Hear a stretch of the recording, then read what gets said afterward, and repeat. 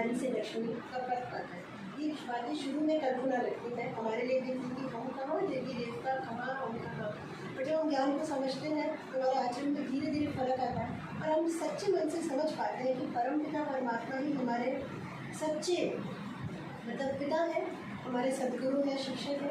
और हमें इस पढ़ाई से इतना शुद्ध और इतना प्यारा बना देते हैं कि धीरे धीरे ये जीवन भी हमारा धन्य हो जाता है, हम इस जीवन में भी सफल जीवन जीते हैं। और आगे जब युग बदलेगा, जब भी बदलेगा, तो इस देव पर की प्राप्ति मनुष्य पा सकता है अगर वो आज अपने अपने कर्मों के ध्यान दें। तो हम ये बाबा की, शिव बाबा की प्यारी मुरली सुनेंगे।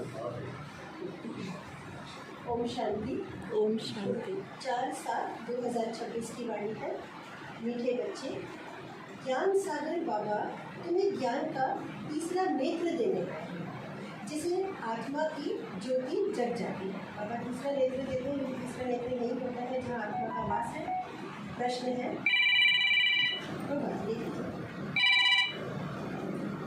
प्रश्न है, बाप को करन करावन हार क्यों कहा गया है? वह क्या करते हैं और क्या कराते हैं? उत्तर है, बाबा कहते हैं, मैं तुम बच्चों को मुरली सुनाने का कार्य करता हूँ,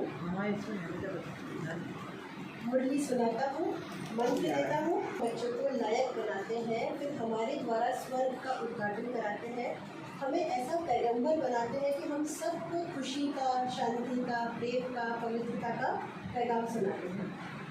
तो बाबा हम बच्चों को डायरेक्शन देते हैं, हमें अपने श्रीमत पर हमें उनकी श्रीमत पर चलना सिखाते हैं। यही बाबा की कृपा व आशीर्वाद है सब बच्चों। गीत है, कौन आज आया सवेरे सवेरे। ओम शांति। ओम शांति। बच्चों ने गीत सुना। हम बच्चों को सवेरे सवेरे जगाने कौन आया है? जो हमारा तीसरा ज्ञान का नेत्र एकदम खुल गया। ज्ञान सागर परम पिता परमात्मा द्वारा हमारा तीसरा नेत्र ज्ञान का खुला है। कहते भी हैं बाप ज्योति जगाने वाला है, परंतु वह बाप है कौन, यह कोई नहीं जानते। ब्रह्मा समाजी कहते हैं वह क्षमा है, ज्योति है। मंदिर में हमेशा वह ज्योति ही जगाते हैं, क्योंकि वह परमात्मा को ज्योति स्वरूप मानते हैं। इसलिए वहाँ मंदिर में दिया जलाते ही रहते हैं। अब यह बाप कोई माचिस से दिया नहीं जलाता, यह तो बात ही न्यारी है। गाया भी जाता है, ईश्वर की गति अथवा न्यारी। मतलब बस इतना यही बता रहे बाबा कि आप दिया जलाओ, ठीक है, आप दिया जलाते हैं, और दिया जलाना भी एक यादगार है। दिया एक्चुअली जलता है आत्मा का। जैसे हम तिलक भी लगाते हैं, बिंदी भी आप बिंदी से लगाते हैं, तो तिलक हमेशा यहीं क्यों लगाते हैं? तो इसीलिए लगाते हैं, हर चीज़ प्रतीकात्मक है, उसका कोई ना कोई मतलब है। या इसकी तिलक इसलिए यहाँ लगाते हैं, बिंदी इसलिए यहाँ लगाते हैं, जिससे हमें हमारे आत्मा का यादगार हमेशा याद रहे। और तीसरा नेत्र भी हमारे यहीं खुलने का माना जाता है, क्योंकि ज्ञान का नेत्र यहीं है। तो बाबा हम बच्चों को यही बता रहे हैं कि आप दिया जलाते हो, अच्छी बात है, बट अगर आपके ज्ञान का दिया जल गया तो आपका जीवन शुभ ही शुभ है। तो गाया भी जाता है कि ईश्वर की गतिमत न्यारी है। तुम बच्चे अब समझते हो कि बाबा सदगति के लिए आकर ज्ञान योग सिखलाते हैं। सिखलाने वाला तो ज़रूर चाहिए ना, शरीर तो नहीं सिखलाएगा। आत्मा ही सब कुछ करती है, आत्मा में ही सब अच्छे और बुरे संस्कार रहते हैं। ये भी हम जानते हैं कि कोई भी अगर हम किसी बहुत बड़े महात्मा से भी मिलते हैं या किसी पाप आत्मा से भी मिलते हैं, तो हमेशा ऐसा क्यों बोलते हैं, ये बहुत पुण्य आत्मा है, ये बहुत पाप आत्मा है, ये महात्मा है। आत्मा क्यों बोलते हैं? तो शरीर दिख रहा है, बट इतना हर इंसान कहीं ना कहीं समझता है, बेशक वो इस ज्ञान से नया हो या भक्ति में बहुत ऊंचा हो, कि एक्चुअली आत्मा पर ही सब कुछ चढ़ता है। इसलिए आत्मा के लिए कहा जाता है ये बहुत महान आत्मा है, ये बहुत पुण्य आत्मा है, ये बहुत पाप आत्मा है। आत्मा पे ही सब कुछ चलता है, और वही रिकॉर्डिंग हमारी जन्म जन्म तक चल के हमें जीवन देती है। शरीर नहीं है। हाँ, हम शरीर नहीं है, शरीर तो हमें सिर्फ इस जन्म के लिए ये देह मिला है, ये सबको पता है अगला देह फिर कुछ और होगा, पर आत्मा वही रहेगी, क्योंकि आत्मा अजर अमर और अविनाशी है। तो बाबा कहते हैं आत्मा में ही सारे अच्छे और बुरे संस्कार रहते हैं। इस समय रावण की प्रवेशता के कारण मनुष्य के संस्कार भी बुरे हैं, अर्थात 5 विकारों की प्रवेशता, क्योंकि अभी कलयुग है। देवताओं में यह 5 विकार होते नहीं। भारत में जब दैवी स्वराज्य था तब ये बुरे संस्कार नहीं थे। सर्वगुण संपन्न, 16 कला संपूर्ण, संपूर्ण निर्विकार आज्ञाकारी मर्यादा पुरुषोत्तम का गायन था। कितने अच्छे संस्कार थे उन देवी देवताओं के, जो अभी हम बच्चे धारण कर रहे हैं। ये बाबा हमें वरदान दे रहे हैं कि वो आचरण और वो सब दैवीय गुण हम अभी धारण कर रहे हैं। बाबा ही आकर सेकंड में सर्व को सदगति देते हैं। बाकी गुरु गोसाई आदि या तो भक्ति मार्ग में चलते आए हैं, जो वो सदगति नहीं दे सकते जो परमपिता परमात्मा दे सकते हैं। गुरु हमें ज्ञान दे सकते हैं, पर हमें सदगति सिर्फ एक बाबा ही दे सकते हैं, जिनको भगवान परमपिता परमात्मा कहते हैं। बाबा के आने से ही सर्व की सदगति होती है। परमपिता परमात्मा को बुलाते ही हम इसलिए हैं कि आकर इस पतित दुनिया का विनाश कर पावन दुनिया का उद्घाटन करें और वो सत्युग का गेट अब खोल दें। अब मनुष्य बहुत पुकार कर रहे हैं कि हे ईश्वर आ जाओ, बस हमें इन दुखों से छुड़ाओ। इस कलयुग में बहुत दुख पड़ गए हैं, तो अल्टीमेटली बाबा को आना ही पड़ता है। बाबा आकर गेट खोलते हैं शिव शक्ति माताओं को। वंदे मातरम भी गाया हुआ है। इस समय की कोई माता की वंदना नहीं की जाती, क्योंकि कोई भी उतनी श्रेष्ठाचारी माता नहीं है कलयुग में। श्रेष्ठाचारी उनको कहा जाता है जो योग बल से पैदा होते हैं, विकारों से पैदा नहीं होते, जो योग बल से पैदा होते हैं। तो भारत में जब देवी देवता थे तब भारत श्रेष्ठाचारी था। इन बातों को मनुष्य नहीं जानते, वे अपने ही प्लान बना रहे हैं। गांधी जी भी राम राज्य चाहते थे। इससे सिद्ध है कि रावण राज्य है। इस समय रावण मतलब कोई रावण 10 सिर वाला यहाँ कहीं नहीं मिलेगा, पर हमारे जो 10 विकार है, जो हर एक में कोई ना कोई होता ही है, काम क्रोध लोभ मोह अहंकार ईर्ष्या द्वेष आलस अलबेलापन घृणा, ये जो ये विकार है ये 10 सिर के बराबर है जो रावण के दिखाए हैं। तो ये हम अपने आप में अपनी चेकिंग करें कि हमें कितना काम क्रोध लोभ मोह अहंकार ईर्ष्या द्वेष है। बस अपनी चेकिंग करें, उसका शुद्धिकरण करें और अपने आप को बेहतर बनाते रहें। बस बाबा यही चाहते हैं। मैं सिर्फ लास्ट का खास जो धारणा के लिए मुख्य सारे वो पढ़ूँगी, पर उसके पहले हम सिर्फ हमारे बाबा को याद कर देते हैं। बाबा हमें याद कर देते हैं, तो हम सिर्फ वो करेंगे। मीठे मीठे सिक्की लगे बच्चों प्रति माँ पिता बाप दादा का याद प्यार और गुड मॉर्निंग। रूहानी बाप की रूहानी बच्चों को नमस्ते। हम रूहानी बच्चों की रूहानी बाप दादा को याद प्यार गुड मॉर्निंग नमस्ते। ओम शांति ओम शांति ओम शांति। शुक्रिया बाबा शुक्रिया बाबा शुक्रिया बाबा।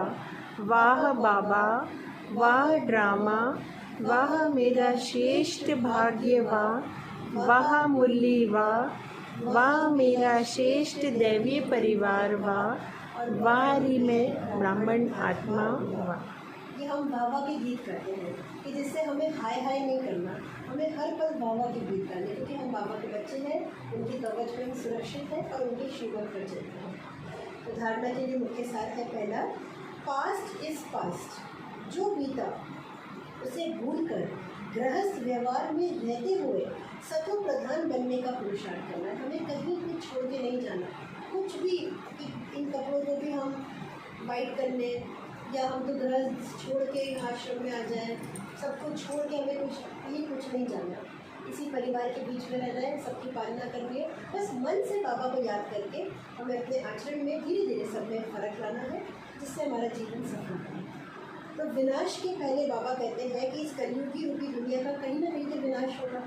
उस विनाश के पहले बस पावन बन जाओ। बस यही बाबा के बच्चों से पुकार है कि बच्चों पावन बन जाओ और अपने आज को भी और अपना अगला भी सब सफल करो। दूसरा, भारत को स्वर्ग बनाने की सच्ची सेवा में तत्पर रहना है। खान पान बहुत शुद्ध रखना है, पवित्र भोजन ही खाना है। वरदान, स्थूल कार्य करते भी मनसा द्वारा विश्व परिवर्तन की सेवा करने वाले जिम्मेदार आत्मा हो। बाबा यहाँ जानते हैं आज इस द्वार पे जो भी आया है, बाबा को पता है वो मेरा प्यारा लाडला सिक्की लगा बच्चा है। तो बाबा हमसे बस यही चाहते हैं हम सब कर्म करें, सब जो भी बिजनेस है, जॉब है, लेडीज़ है, पालना है, जो भी हम जैसे अभी गाना भी गाकर आए हैं, हम सब कुछ करें, बस करें सिर्फ बाबा की याद। बाबा कहते हैं मैं जानता हूँ कि मेरा हर बच्चा अपनी मनसा से विश्व परिवर्तन की सेवा करने वाली जिम्मेदार आत्मा। कोई भी स्थूल कार्य करते सदा यह स्मृति रहे कि मैं विश्व की स्टेज पर विश्व कल्याण की सेवा अर्थात निमित्त हूँ। हम कुछ भी कार्य करें बस मन में रखें कि मुझे सबका कल्याण करना है, मुझे सबको खुशी देनी है, मुझे सबको बाबा से जोड़ना है जिससे सबका जीवन प्यारा बने। मुझे अपनी श्रेष्ठ मनसा द्वारा विश्व परिवर्तन के कार्य की बहुत बड़ी जिम्मेदारी मिली हुई है। इस स्मृति से अलबेलापन समाप्त हो जाएगा और समय भी व्यर्थ जाने से बच जाएगा। किसी भी रूप में जब जिम्मेदारी सिर पे होती है तो हम व्यर्थ कामों में अपना समय नहीं बिताते। तो बाबा कहते हैं तुम्हें इस स्मृति में स्थित होना है कि मुझे हर एक को ईश्वरीय पैगाम देना है और मुझे अपने कर्मों को श्रेष्ठ करना है। एक सेकंड अमूल्य है, ये समझते हुए विश्व कल्याण के व जड़ चैतन्य को परिवर्तन करने में अपना समय सफल करते हैं। स्लोगन है, अभी योद्धा बनने के बजाय निरंतर योगी बनो। हमें किसी से युद्ध नहीं करना, हमारे कोई मन का काम नहीं हुआ, किसी ने हमारे प्रति कुछ अशुभ भी बोल दिया, कुछ भी कर दिया, पर हमें योद्धा नहीं बनना, हमें लड़ाई नहीं करनी, हमें रिएक्शन नहीं देना, हमें प्यार से रिस्पॉन्ड करना है और हमें निरंतर योगी बनना है। क्योंकि योगी सदा से जो योगी जीवन जीता है, आप तो समझते हैं हमारे बीच में जितने बड़े योगाचार्य भी आए हैं, आप सभी कहीं ना कहीं योग के से जुड़े हैं, आप लोग तो लौकिक ब्राह्मण भी हैं। तो हमें योद्धा नहीं बनना, हमें बस प्यार से बाबा को याद करके योगी जीवन जीना है और ये वाला योगा के साथ में इस मन के योग को भी ईश्वर से जोड़ना है, बस हमारा जीवन सफल है। ये अव्यक्त इशारे, लास्ट पॉइंट, ज्वाला रूप स्थिति में रह शक्तिशाली याद का अनुभव करें। जैसे दुखी आत्माओं के मन में यह आवाज़ शुरू हुआ है कि अब विनाश हो, भक्ति में गाते हैं ना, अब आ जाओ बाबा, बस बहुत दुख देख लिया। तो बाबा कहते हैं वैसे ही आप सब विश्व कल्याणकारी आत्माओं के मन में अब यह संकल्प उत्पन्न हो कि अब जल्द ही सर्व का कल्याण हो, तभी समाप्ति हो। हमें ये नहीं सोचना कि बस अब कलयुग जल्दी जाए, हमें ये सोचना है कलयुग जब भी जाए, बट हमारा कर्तव्य हम पूरा करके जाए कि हमें सबके जीवन में सुख, शांति, पवित्रता, आनंद, ज्ञान का परिचय, बाबा का परिचय देना है और हमें इस समाप्ति के पहले पूरे विश्व का कल्याण करना। ये हमारे मन के अंदर शुभ भावना होनी चाहिए। विनाशकारियों को कल्याणकारी आत्माओं के संकल्प का इशारा चाहिए। जो कुछ गलत कर्म कर भी रहे ना, हमारी मनसा उन तक जाएगी ना तो वो परिवर्तन करेंगे। मनसा में बहुत बड़ी शक्ति है, इसीलिए अपने एवर रेडी बनने के पावरफुल संकल्प से ज्वाला रूप योग द्वारा विनाश ज्वाला को तेज करें। बस हमको सबके प्रति शुभ भावना रखनी, कोई गलत भी कर्म करे कोई बात नहीं, उसका कर्म मेरा शायद पास्ट कार्मिक अकाउंट उसके साथ, इसलिए वो मेरे साथ ऐसा कर रहा है, इस सोच के साथ बाबा को याद करें और हर चीज़ अर्पण करें। हमारा ओम शांति, ओम शांति, ओम शांति।